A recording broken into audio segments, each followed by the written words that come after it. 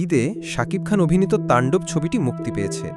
ছবির অনেক শিল্পী হলে হলে যখন প্রচারণায় ব্যস্ত সময় পার করছেন, ঠিক তখন এই নায়ক ফুরফুরে মেজাজে পরিবার নিয়ে সময় কাটাচ্ছেন। এরই মধ্যে সামাজিক মাধ্যমে একটি ভিডিও ভাইরাল হয়েছে, যেখানে ছেলে আব্রাহাম খান জয়কে নিয়ে শপিং করতে বের হচ্ছেন শাকিব খান ও তার প্রাক্তন স্ত্রী অপু বিশ্বাস। ভাইরাল হওয়া ভিডিওতে দেখা যায় শাকিব খান তার সন্তান আব্রাহাম খান জয় ও অপু বিশ্বাস একই রকমের মাস্ক পরে গাড়িতে উঠছেন। গাড়ির সামনের আসনে শাকিব ও আব্রাহাম বসেন, পেছনে ওঠেন অপু বিশ্বাস। ছেলে আব্রাহামের হাতে ছিল একটি ব্যাগ। পাশ থেকে ভক্তরা ভিডিও করলেও দ্রুত গাড়ি নিয়ে চলে যেতে দেখা যায় শাকিব খান। ভাইরাল হতেই শাকিব ভক্তদের মাঝে শুরু হয়েছে ফিসফাস। তবে কি ফের এক হচ্ছেন শাকিব অপু? প্রশ্ন উকি দিচ্ছে তাদের মাথায়। ঠিক তখন সামাজিক মাধ্যমে সরব শাকিবের দ্বিতীয় সন্তানের মা অভিনেত্রী শবনম বুবলি।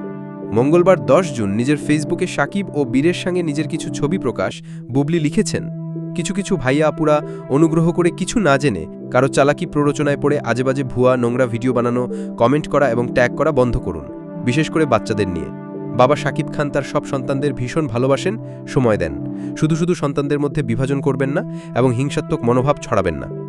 এরপর লেখেন, সব বাবা মায়ের মতো আমরাও আমাদের সর্বোচ্চটা দিয়ে আমাদের সন্তানকে ভালো রাখতে চাই, কারণ পরিবারের বন্ধন সবচেয়ে সুন্দর এবং শক্তিশালী। বাচ্চারা বড় হচ্ছে, তাদেরকে নেগেটিভিটি থেকে দূরে রাখুন প্লিজ। সবশেষে বুবলি লেখেন, কিছুদিন আগের জন্মদিনের এই সুন্দর মুহূর্তের মতোই ঈদেও শেহজাদ তার বাবা মা সহ পুরো পরিবারের সাথেই আনন্দ করে কাটিয়েছে। এই ভালোবাসা প্রতিদিনের ঠিক স্পেশাল দিনগুলোর মতোই। এদিকে পোস্টে বুবলি কারণ নাম উল্লেখ করেননি, তবে ধারণা করা যাচ্ছে শাকিব অপুর একসঙ্গে ঘোরাফেরা নিয়েই সরব হয়েছেন তিনি। আকারে ইঙ্গিতে বিষয়টিকে অপুর কারাসাজি বলতে চাইছেন তিনি।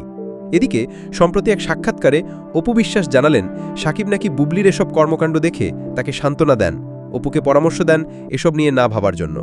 অপুর ভাষ্য, শাকিব আমাকে বলে, তুমি এসব একদমই মাথায় নিও না, তুমি কি সেটা জানো, তোমার অবস্থান তুমি জানো। এজন্যই আমি চুপ থাকতে উৎসাহিত বোধ করি, যে কারণে আমার প্রতিপক্ষ বা জবাবে কিছু বলার প্রয়োজন মনে করি না, বলছিলেন অপু বিশ্বাস।